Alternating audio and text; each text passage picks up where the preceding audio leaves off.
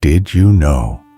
There was once a pharaoh who rebuilt his tomb 3 different times, as if something or someone kept warning him that he would not survive the afterlife.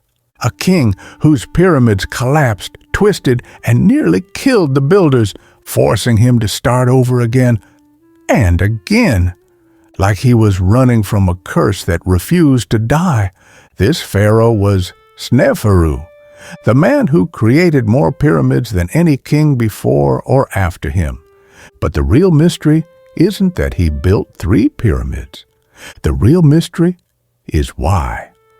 Why would the mightiest king of the 4th dynasty tear apart an entire royal fortress, restart construction, then abandon it as if something monstrous was awakened within the stone?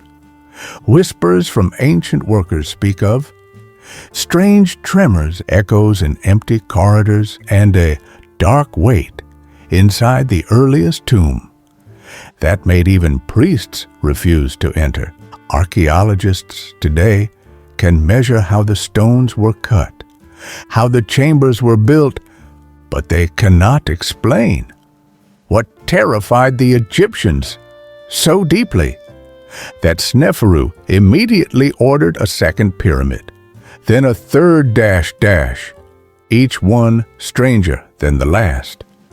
Tonight, we enter that mystery, the curse of the king who built 3 pyramids in one lifetime and still feared they wouldn't save him. The failed pyramid that started everything. Sneferu's first pyramid was meant to be a perfect monument, a grand staircase to eternity, but something went wrong, dramatically wrong. Archaeologists call it the Meidum Pyramid, but ancient texts whisper another name: the Fallen Mountain.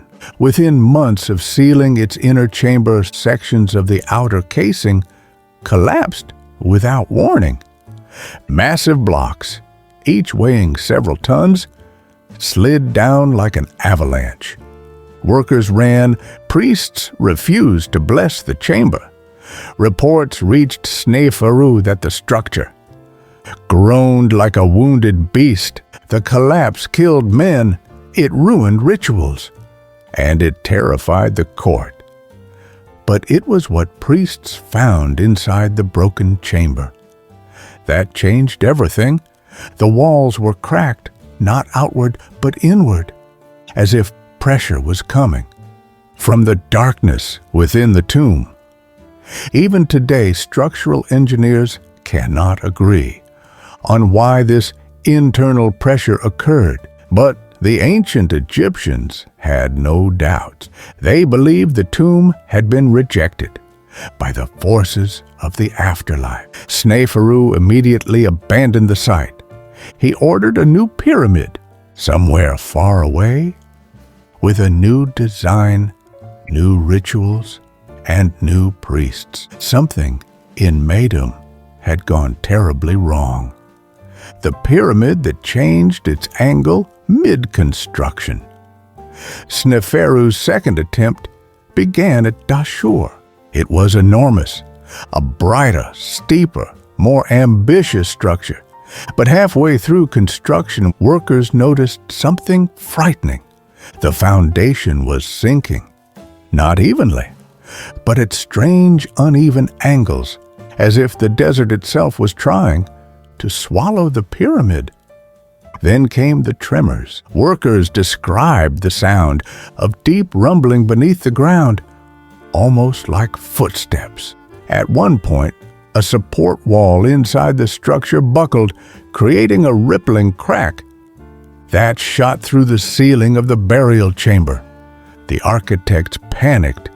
If the pyramid collapsed, it would bury tens of thousands of workers alive. So they did something never seen before or since. They changed the entire angle of the pyramid while building it. That is why the bent pyramid looks like it is folding under its own weight, as if bowing before something unseen. Even more disturbing, in underground tunnels, Archaeologists today have reported pockets of air that seem to vibrate, as if the rock itself is humming. No one agrees on the cause. Ancient Egyptians did. They believed Sneferu had angered, a guardian of the desert. The king, now terrified, ordered the unimaginable, a third pyramid. By the time Sneferu started his third pyramid, something had changed. The walls were thicker, the tunnels were straighter, the foundation was deeper. It was built with the precision of a man who believed the next mistake would doom his soul forever. This was the Red Pyramid. It was his largest, his most perfect, and his quietest. No priest refused the blessing, no wall cracked, no tremor shook the stone, but the silence was the most chilling part. Workers noticed something unusual. Unlike the first two pyramids, Sneferu refused to visit this construction site at night. He traveled only with armed guards, and he insisted that rituals be repeated 3 times more than normal, as if he feared he would not be accepted into this final resting place either. The king died shortly after its completion. And here is the disturbing truth. Despite building the most advanced burial structure in early Egyptian history, Sneferu's body was never found inside the Red Pyramid. Not a trace, no sarcophagus, no bones, no inscriptions, no royal mummy.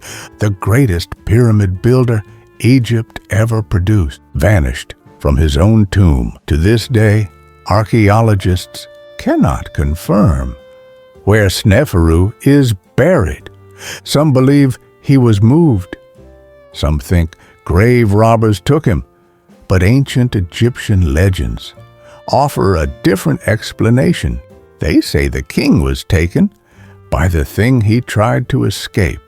Across 3 different pyramids, the force that cracked stone from within, bent walls, and swallowed foundations, the force that followed him from one desert to the next, the force that did not want him to reach the afterlife, the force that wanted him for itself.